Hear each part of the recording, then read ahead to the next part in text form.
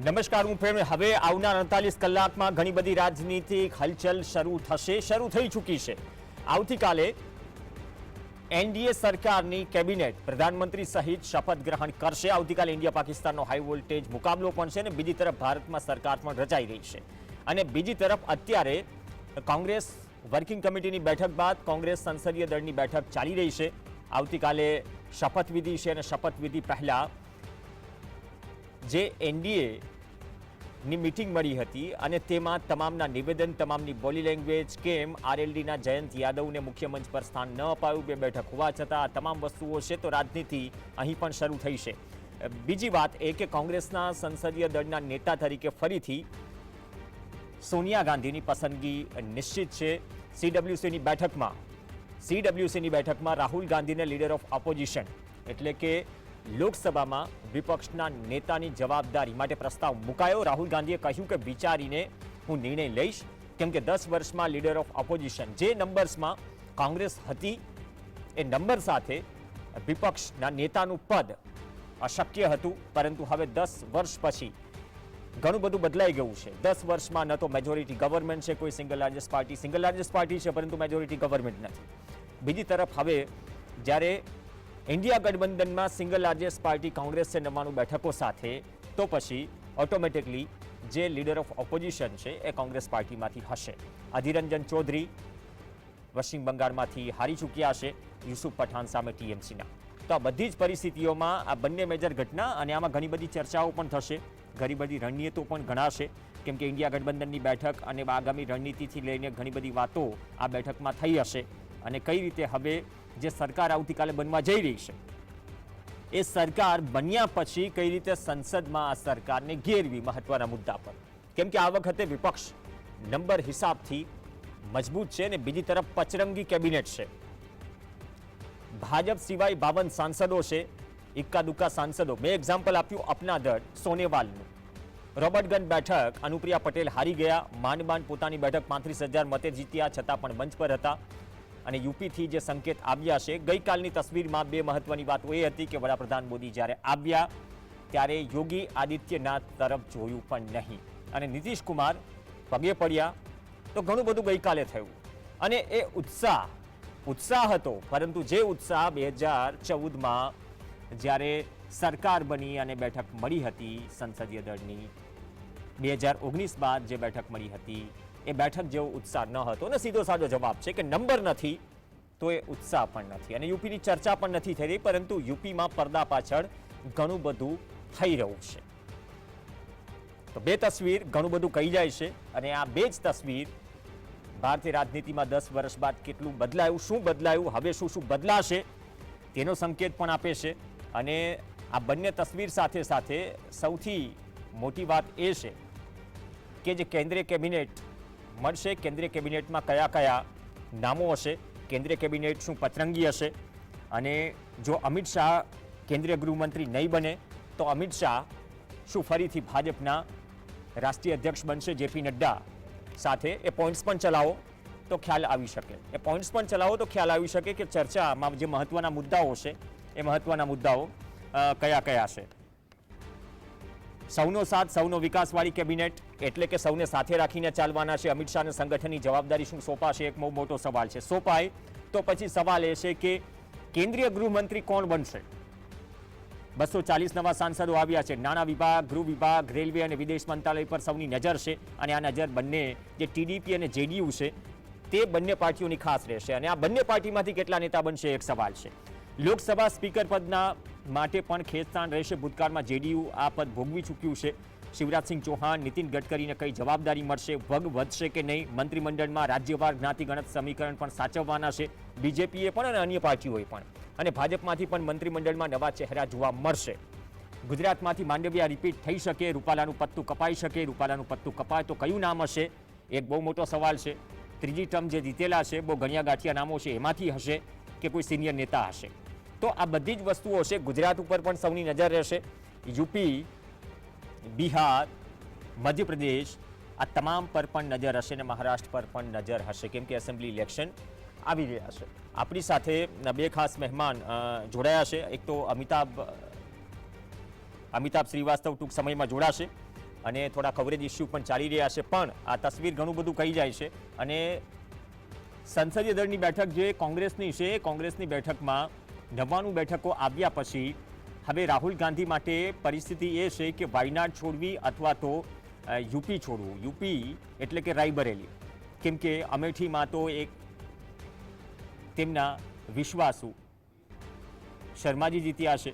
તો હવે એવી પણ ચર્ચા છે કે વાયનાડ જો બેઠક છોડે, કોંગ્રેસ આમ તો યુપીની તમામ જે વિધાનસભા બેઠક છે એ તમામ વિધાનસભા બેઠક પર આભાર યાત્રા પણ કાઢશે. સાથે સાથે રાયબરેલીમાં પણ રાહુલ ગાંધી જશે, વાયનાડમાં પણ જશે.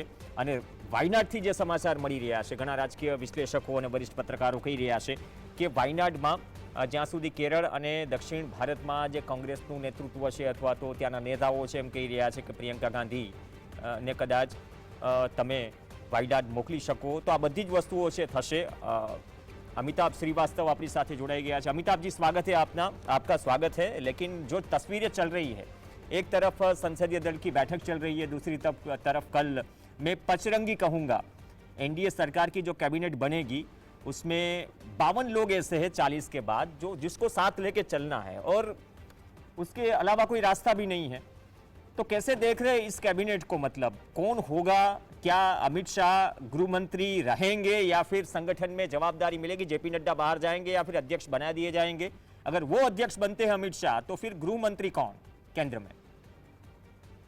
देखिए, सबसे महत्वपूर्ण जो आपने बात कही है, सबसे महत्वपूर्ण बात वही है कि अमित शाह जी जो है उनका रोल इस नई सरकार में या जो अब नया जो एक फॉर्मेशन बनेगा उसमें क्या होगा. देखिए, सबसे बड़ी बात क्या है, बड़ी इंटरेस्टिंग बात यह कि एक एनडीए जैसा एक समूह बन गया है, लेकिन अभी तक हमने जो पुराना एक देखा है केंद्र में गठबंधन सरकारों का जो स्वरूप देखा है, उसमें पहले क्या होता था कि आपके पास एक एनडीए बनता था तो उसमें कॉमन मिनिमम प्रोग्राम बनता था. कॉमन मिनिमम प्रोग्राम पर सारे दलों की सहमति होती थी और उसके बाद एक कोऑर्डिनेशन कमेटी बनती थी. उस कोऑर्डिनेशन कमेटी का एक कन्वीनर होता था जो आपस में सारे दलों के बीच में समन्वय यानी तालमेल बनाए रखने का काम करता था. अभी यहाँ पर ऐसा कुछ हुआ नहीं. और इंटरेस्टिंग बात यह भी है कि मोदी साहब ने एनडीए की बैठक बुला करके मतलब एनडीए ने सबने इनको प्रस्ताव पास कर दिया, बीजेपी संसदीय दल की अभी बैठक ही नहीं हुई है. तो ये बहुत इंटरेस्टिंग चीज हो रही है. और जहां तक आपने ये कहा कि ये सब पहले कभी देखा नहीं गया, इस तरह की जो परंपरा है गठबंधन सरकारों के मामले में. इसी से कई बार लगता है कि जो गठबंधन सरकार का नया स्वरूप मोदी साहब के जमाने में होने वाला है, इसका मतलब है कि जो पुरानी अब तक की परिपाटियां थी, यानी अटल बिहारी वाजपेयी तक और मनमोहन सिंह की सरकार तक जो गठबंधन की सरकारें थी, उसमें जिस तरह का एक कल्चर था या जो कहना चाहिए जो परंपरा परिपाटी निभाई गई, उस परिपाटी से कुछ अलग होने वाला है यहाँ पे. तो मुझे क्या लगता है कि जो बहुत जो केंद्रीय मंत्रालय यानी कि जो महत्वपूर्ण सारे मंत्रालय हैं, वो सारे मंत्रालय भारतीय जनता पार्टी अपने पास जरूर रखना चाहेगी, क्योंकि जिसको हम कैबिनेट कम्युनिटी और सेक्रेटरी कहते हैं, सीसीएस कहते हैं, उसमें जो मुख्य मंत्रालय होते हैं, विदेश मंत्रालय, गृह मंत्रालय, वित्त मंत्रालय, रक्षा मंत्रालय, ये सारे तो भारतीय जनता पार्टी चाहेगी कि वो अपने ही पास रखे. लेकिन जो नए घटक दल हैं उनके, जो जिनकी वजह से उनकी सरकार चलनी है, यानी चंद्रबाबू नायडू का तेलुगु देशम पार्टी और नीतीश कुमार की का जनता दल यूनाइटेड, तो इनकी मांग को इनको निश्चित तौर पर कहीं ना कहीं वजन देना पड़ेगा, वरना क्योंकि सरकार के भविष्य को ही खतरा हो जाएगा. जो कि बाहर से जितना इंडिया गठबंधन है वो तो इसी ताक में बैठा हुआ है कि कब देखें कब ये लोग लड़खड़ाते हैं और कब फिर नई परिस्थिति पैदा होती है. तो मेरे ख्याल में अभी जो है मोदी साहब को ये देखना पड़ेगा कि जनता दल यूनाइटेड, तेलुगु देशम, लोक जनशक्ति पार्टी रामविलास चिराग पासवान की जो पार्टी है, और उसके अलावा एक सांसद वाली पार्टी भी, यानी जो जीतन मांझी की पार्टी है, जीतन राम मांझी की पार्टी जो हम पार्टी है वो, और 2 सांसदों वाली राष्ट्रीय लोकदल की जो पार्टी है, और तमाम जो छोटे छोटे घटक दल हैं, उनको कैसे गुड ह्यूमर में रखा जाए, उनको कैसे खुश रखा जाए. अमिताभ जी, आपने आरएलडी का जिक्र किया. कल जो चित्र आए उसके हिसाब से सपा को और कांग्रेस को एक आवाज उठाने का मौका मिल गया. जयंत चौधरी 2 सांसद जीत के आए, चौधरी चरण सिंह की विरासत और भारत रत्न भी दे दिया गया चौधरी साहब को. वो बीच में बैठे थे, मंच पर उसकी कुर्सी नहीं थी. तो क्या ये बैठक व्यवस्था जो करने वाले हैं वहां भूल हो गई, या फिर जो चर्चा यूपी में है कि 3 जाट नेता जो है वो इंटरनली ये सोचते हैं कि अगर ये जीत गया तो केंद्र में चले जाएगा, तो एक दूसरे को जो निपटाने की राजनीति है यूपी में. संजीव बालियान खुद हार गए, और बाद में गए। ऐसा जिक्र हो रहा है कि संजीव बालियान जयंत को मिलने जा रहे हैं। तो ये हो क्या रहा है बेसिकली, मतलब आरएलडी को साथ लाए, लेकिन क्या अब ये मानने लगी है बीजेपी के जो जाट वोटर है तो वो तो बीजेपी का ट्रेडिशनल वोटर है, अभी हमें आरएलडी की जरूरत नहीं है? क्या मतलब मैसेज क्या गया कल की तस्वीर से? नहीं, अभी तो बीजेपी ये अफोर्ड ही नहीं कर सकती किसी के बारे में भी ये कहना कि वो उनको उनकी जरूरत नहीं है, क्योंकि अभी अगर इस तरह का कोई भी मैसेज कहीं भी जाएगा तो उसके बड़े दूरगामी नतीजे होंगे। और फिलहाल जो सरकार है वो इतनी वल्नरेबल है, ऑलरेडी इतनी मतलब बैसाखियों पर टिकी हुई सरकार है कि उसको कहीं से भी अगर कहीं इस तरह का कोई मतलब संकेत गया उसकी तरफ से तो उसके भविष्य के लिए खतरा हो सकता है। तो मुझे नहीं लगता कि अभी इस तरह की कोई मतलब ऐसी कोई नादानी करी जाएगी कि जयंत चौधरी को नाराज कर दिया जाए या उनके। लेकिन हाँ, ये बात सही है आपकी कि ये बिल्कुल इस बात का ध्यान रखा जाना चाहिए था कि अगर आपने एक सांसद वाली पार्टी के नेता को जो है वो मंच पर बिठा रखा है तो जयंत चौधरी को आपको क्राउड में नहीं बिठाना चाहिए था कम से कम। वो हालांकि आज जो इस तरह की खबरें आ रही कि जयंत चौधरी को हो सकता है कोई केंद्र में एक कैबिनेट बर्थ दी जाए, एक महत्वपूर्ण मंत्रालय दिया जाए, तो ताकि वो जो है मतलब जो उनको मन में कहीं अगर बुरा लगाओ तो उसका एक तरीके से उसको कंपेंसेट कर दिया जाए। देखिए क्या है कि अब गठबंधन की राजनीति का पहली बार मोदी साहब को स्वाद जो है चखना पड़ रहा है। अभी तक तो जो है वो जिस तरीके से काम करते थे, पहली बार जबरदस्त बहुमत लेकर के आए थे अपनी बीजेपी अपने बूते पर, दूसरी बार और भी ज्यादा बड़ा बहुमत लेकर के आए। तो उसमें उनको ये था कि भाई जिसको रखो, जिसको चाहूं रखो, जिसको चाहूं हटा दो। अब क्या है कि अब उनको ये देखना पड़ेगा कि भाई हमारी पार्टी के कितने लोग होंगे और जो गठबंधन के बाकी हमारे साथी हैं, जैसे तेलुगु देशम में मान लीजिए, अब तेलुगु देशम अगर वो कहे कि भाई हमारे तो 16 सांसद हैं और 16 सांसदों में से कम 4-5 मंत्री तो हमारे होने ही चाहिए। अब 4 मंत्री अगर उनके होंगे तो 4 कैबिनेट बर्थ होंगी, उसमें कितने एमओएस और जुड़ेंगे, या उसके अलावा नीतीश कुमार अगर कह सकते हैं कि भाई 12 हमारे हैं, 12 में से जो है क्या कहते हैं 12 के हिसाब से आप हमको इतने 3-4 मंत्रालय दीजिए, उनके एमओएस कितने होंगे। तो ये सारी चीजें जो है ये एक पूरा मुझे लगता है एक बड़ा मुश्किल गणित जो है इस बार भारतीय जनता पार्टी के सामने खड़ा हो गया है। और इसीलिए मैंने कहा कि ये अगर तैयारी पहले हो जाती, जब चुनाव नतीजे आ गए तो उसके बाद ये तैयारी हो जाती कि भाई आप एक कोऑर्डिनेशन कमेटी बनाते, एक कॉमन मिनिमम प्रोग्राम बनाते कि कैसे हम करेंगे काम, क्या करेंगे। देखिए अब क्या है कि मोदी साहब पूरे चुनाव में जो है वो जोर जोर से मुस्लिम आरक्षण का मुद्दा उठाते रहे इंडिया गठबंधन के खिलाफ, कि इंडिया गठबंधन वाले मुसलमानों को आरक्षण देंगे तो हिंदुओं का, ओबीसी का जो है वो हक मारा जाएगा और मेरे रहते कोई ऐसा नहीं कर सकता, जब तक मैं जिंदा हूं तब तक ऐसा कुछ नहीं हो सकता। अब नायडू साहब तो बार बार साफ साफ कह रहे हैं, तेलुगु देशम कह रहे हैं कि हम तो 4% मुस्लिम आरक्षण देंगे ओबीसी कोटे से, उनके कहना चाहिए मैनिफेस्टो का हिस्सा है। तो ये चीजें जो है ये अब इनको जिसको बोलते हैं ना कि आपको खून का घूंट पीना पड़ेगा, आपको जो है दूसरे का ये देखना पड़ेगा कि भाई वो क्या कर रहे हैं और उससे आपके हित कितना टकराते हैं। और इसका एक नुकसान ये भी हो सकता है कि आपका जो कट्टर हिंदू वोट जिसको आपने इतने समय से बना के रखा था उस पर इसका क्या रिएक्शन होता है, क्योंकि ऑलरेडी बहुत सारे लोग नाराज हैं। उत्तर प्रदेश में नाराजगी एक बहुत बड़ी जो उनकी हार की एक बहुत बड़ी वजह है, वो यही बताया जा रही है कि उनका जो वोटर है वो उनसे बहुत सारे कारणों से नाराज है। तो ये जो एक कहीं ना कहीं कुल मिलाकर के एक परेशानी का सबब जो है खड़ा हुआ है मोदी साहब के लिए, वो निश्चित तौर पर उनको अभी कम से कम आने वाले कुछ समय तक तो चैन की नींद नहीं लेने देगा। बाद में क्या स्थिति होती है क्या नहीं होती वो एक अलग बात है। अब देखिए कि बड़ा इंटरेस्टिंग एक काम हुआ कि आज जनता दल यूनाइटेड की तरफ से केसी त्यागी साहब ने एक बड़ा इंटरेस्टिंग जो है वो एक छोड़ दिया खुलासा कि नीतीश कुमार जी को तो पीएम का ऑफर था और वो भी इंडिया गठबंधन की तरफ से ऑफर था।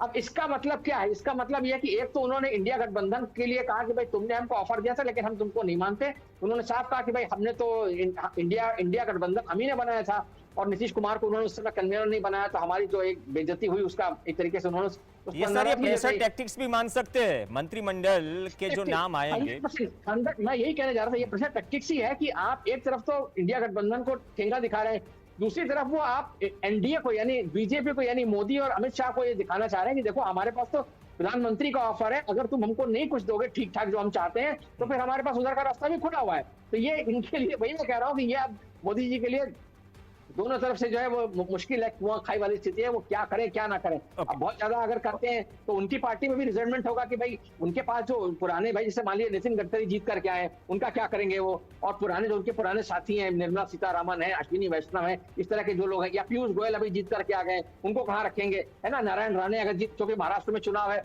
अब महाराष्ट्र में चुनाव है तो आपको महाराष्ट्र का भी देखना है। हरियाणा से जो लोग जीत करके आए, 5 सांसद आपके जीत के आए, हरियाणा में आप क्या करेंगे, हरियाणा, झारखंड, महाराष्ट्र में इस साल चुनाव है विधानसभा का, और महाराष्ट्र में तो बीजेपी की हालत बहुत खराब हो गई है। तो ऐसे में अगर वो महाराष्ट्र में कुछ रिप्रेजेंटेशन नहीं देते हैं कैबिनेट में, तो वहां पर भी बहुत बुरा सर, असर पड़ आज सकता का है। महाराष्ट्र में देवेंद्र फडणवीस का बयान है कि उद्धव ठाकरे को महाराष्ट्र के मतलब मराठाओं के वोट नहीं मिले, वो मुस्लिमों के वोट से जीते हैं। अब एक परसेप्शन बना हुआ होता है राजकीय गलियारों में कि एक चर्चा थी कि नहीं अब तो वो पीछे से डील हो जाएगी, शायद उद्धव ठाकरे भी खिसक सकते हैं एनडीए की तरफ, एक ये परसेप्शन चल रहा है। ऊपर से जो स्टेटमेंट आ रहा है देवेंद्र फडणवीस की ओर से कि भाई वो तो मराठा के वोट से नहीं जीते, वो मुस्लिमों के वोट से जीते हैं, तो मतलब महाराष्ट्र में भी क्या कुछ अलग खेला हो रहा है, या फिर शरद पवार जो मतलब भीष्म पितामह माने जाते हैं, वर्तमान राजनीति के सबसे वरिष्ठ नेता है, तो क्या पर्दे के पीछे सही में रुक के वेट करके आगे क्या करना है, या फिर ये कोalition किस तरह से सरकार चलाते हैं उस हिसाब से महाराष्ट्र की रणनीति डिसाइड होगी? बिल्कुल, देखिए ऐसा है, महाराष्ट्र, चूंकि महाराष्ट्र एक बड़ा राज्य है और महाराष्ट्र का विधानसभा चुनाव जो है भारतीय जनता पार्टी के लिए बहुत क्रूशल है, क्योंकि वहां इस समय जो सरकार है वो सरकार अपने आप में बहुत वल्नरेबल है। शिवसेना और एनसीपी को तोड़ करके वहां बीजेपी ने सरकार बनाई है सबके साथ मिलकर के, और वो जो है वो सिचुएशन अभी लोकसभा चुनाव के बाद जो है वो सिचुएशन काफी चेंज हो गई है, क्योंकि वहां कांग्रेस और शरद पवार और उद्धव ठाकरे ने मिल करके बीजेपी को पिछली बार की तुलना में बहुत कम सीटों पर समेट दिया है। तो इसलिए वो जो है कहीं ना कहीं भारतीय जनता पार्टी के लिए एक समस्या है। और खबर तो ये भी आ रही है कि शरद पवार का जो यानी जो एनसीपी है, एनसीपी जो अजित पवार के जितने भी वहां विधायक हैं वो सारे के सारे वापस लौटने को तैयार है शरद पवार के पास में। और ये भी खबर आ रही है कि उद्धव ठाकरे, चूंकि उद्धव ठाकरे जीत गए हैं और अच्छे नंबर से जीते हैं, तो इसलिए जो शिवसेना यानी शिंदे गुट के सांसद हैं वो उनके संपर्क में है लगातार, तो खींचतान दोनों तरफ से चल रही है। और मुझे लगता है कि जो शिंदे यानी जो महायुद्ध जो ये वहां के जो विकास अघाड़ी है, कांग्रेस, शरद पवार और उद्धव ठाकरे वाली, उसका परफॉर्मेंस चूंकि ज्यादा अच्छा रहा है, तो पब्लिक परसेप्शन में कहीं ना कहीं उसको एक एडवांटेज है। और विधानसभा चुनाव में जब ये लोग मिलकर के जाएंगे नेचुरली, तो वो जो सहानुभूति वाला फैक्टर है वो विधानसभा चुनाव में और ज्यादा अच्छा काम करेगा। और जो मुसलमानों वाली बात आ रही है, अगर मुसलमान ने इनको मान लीजिए यहाँ पर लोकसभा में अच्छा दिया है, तो नेचुरली विधानसभा में वो उनसे छिटकने वाला तो है नहीं, क्योंकि अगर उसको ये चुनना होगा कि बीजेपी और कांग्रेस और शरद पवार में से किसी को चुनना है, तो वो नेचुरली शरद पवार यानी महाविकास अघाड़ी को ही चुनेगा। तो कुल मिला करके ये स्थिति बीजेपी के लिए बहुत विकट है अभी। और अभी के कम से कम इस साल का जो समय बचा हुआ है वो बहुत कठिन है। और अगले साल बिहार में चुनाव है, तो अगले साल बिहार में चुनाव है, इसलिए उस समय उससे पहले नीतीश कुमार को भी किसी तरीके से वो नाराज नहीं कर सकते। तो अभी ये बहुत इंटरेस्टिंग होगा ये देखना कि कल जब मोदी साहब शपथ लेंगे, तो शपथ लेने के बाद कौन कौन उनके साथ शपथ लेता है, और उसके बाद मंत्रालयों का बंटवारा किसको क्या मिलता है। क्योंकि देखिए अगर आपने अपने राइस को अभी कुछ नहीं रखा, अभी से ही अगर उन्हें किसी तरह की कोई भावना आ गई तो बड़ी दिक्कत हो जाएगी।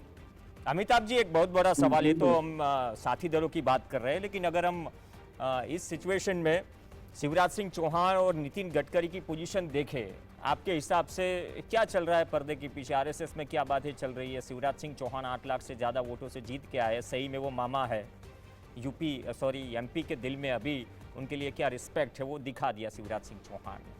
तो इन दोनों की क्या स्थिति देख रहे हो आप मंत्रिमंडल में? कौन से डिपार्टमेंट मिल सकते हैं कद के हिसाब से? क्या अब ये 2 नाम बड़े होंगे जो अब तक दबे रहते थे, या फिर दबाने का प्रयास की जो चर्चा होती थी?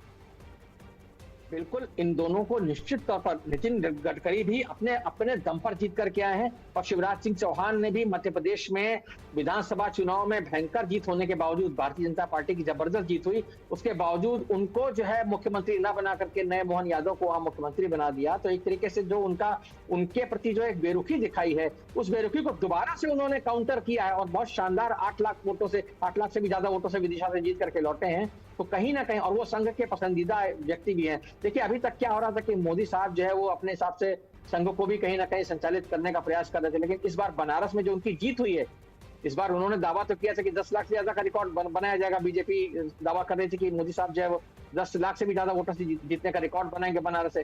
लेकिन पिछली बार से भी कम मार्जिन से जीत हुई है उनकी इस बार। तो इसका मतलब है कि साफ साफ दिख रहा है कि उनकी लोकप्रियता जो है घटी है।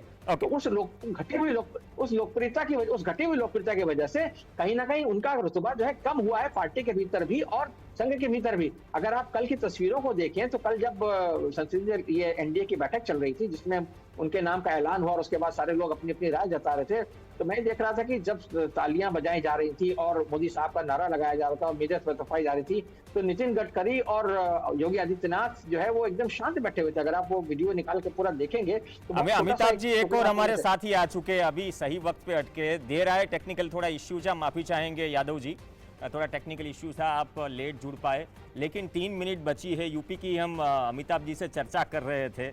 यूपी में क्या हाल है? योगी जी के सामने देखा भी नहीं मोदी जी ने कैबिनेट, मतलब जब आए सेंट्रल हॉल में, और जब मंत्रिमंडल, यूपी की चर्चा ही नहीं है बेसिकली ये निवेदनों में। तभी क्या चल रहा है? क्या यूपी में जो खेला हुआ अब जाके यूपी से कुछ ऐसा निकलेगा जिसकी कल्पना शायद यहां हम गुजरात में या दिल्ली में बैठे बैठे न कर पाए? यूपी में एक्चुअली क्या है कि प्रधानमंत्री जी को और मुख्यमंत्री जी को इतनी उम्मीद नहीं थी। जिस तरीके से समाजवादी पार्टी ने इनको घेरा है, विशेष करके कि जो कांग्रेस और समाजवादी पार्टी का जो ज्वाइंट वेंचर हुआ और भारतीय जनता पार्टी के सामने ये बहुत बड़ा महंगा पड़ गया। भारतीय जनता पार्टी को अनुमान नहीं था कि हमको इस तरीके से जो है कमजोर साबित होकर के जो है उत्तर प्रदेश से जाना होगा।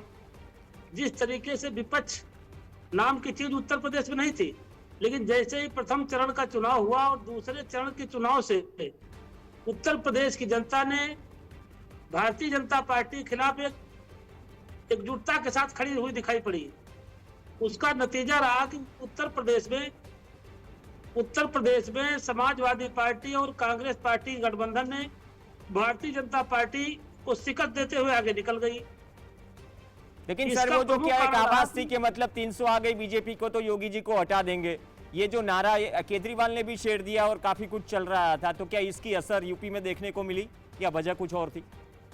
भारतीय जनता पार्टी के नेताओं ने जो यहाँ एक नारा दे दिया कि 400 पार का नारा जो है यहाँ के लोगों को लगा, विशेषकर ओबीसी और दलित समुदाय के भीतर एक मैसेज चला गया कि 400 पार का नारा शायद संविधान बदलने का नारा है। और ये फैजाबाद के जो सांसद पहले के थे, लल्लू सिंह, जो चुनाव हार गए अयोध्या सीट से, उन्होंने भी ये कहा था कि हमको 400 पार कर दीजिए और हम संविधान जो है देश का बदला जाएगा। इस तरीके से कुछ नेताओं के बयान जो है यहाँ के लोगों के अंदर जो है घर कर गए और वो बयान भारतीय जनता पार्टी समझ नहीं पाई और विपक्ष के लोगों ने संविधान और रिजर्वेशन का मुद्दा उठा दिया और संविधान रिजर्वेशन का मुद्दा इतना संवेदनशील हो गया कि बड़ी संख्या में लोग, ओबीसी और दलित समुदाय के लोग, भारतीय जनता पार्टी से छिटकते हुए समाजवादी और कांग्रेस पार्टी के गठबंधन में चले गए और एकजुटता के साथ उन्होंने चरण दर चरण गठबंधन को वोट दे दिया, जिसका नतीजा ये रहा कि भारतीय जनता पार्टी के उम्मीदवारों को बुरी तरह हार का सामना करना पड़ेगा। 16 मंत्री यहाँ चुनाव हार गए और यहाँ नतीजा ये रहा कि योगी आदित्यनाथ जिस तरीके से दावा कर रहे थे कि कम से कम हम 70 पार जाएंगे, और भारतीय जनता पार्टी को भी भरोसा था कि 70 पार का नारा उत्तर प्रदेश से सफल हो गया। देखो रामलला का यहाँ विराजमान, मथुरा, काशी, लेकिन जिस तरीके से चुनाव परिणाम आए हैं, निश्चित रूप से जान लीजिए कि काशी से जहां माननीय प्रधानमंत्री जी चुनाव लड़ रहे थे, उनके जीतने का जो रिकॉर्ड है पिछले चुनाव की अपेक्षा काफी घट गया।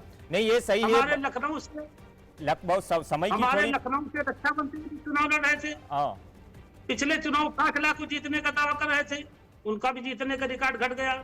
इसी तरीके से तमाम उम्मीदवार जो बड़े बड़े दावे कर रहे थे, उनका जब रिजल्ट आया तो चौकन्ने हो गए। ओके, चौकन्ने सही में, देश को भी चौकन्ना। थोड़ी वक्त की पाबंदी है सर, हम कभी और चर्चा थोड़ी विस्तृत में करेंगे यूपी के बारे में।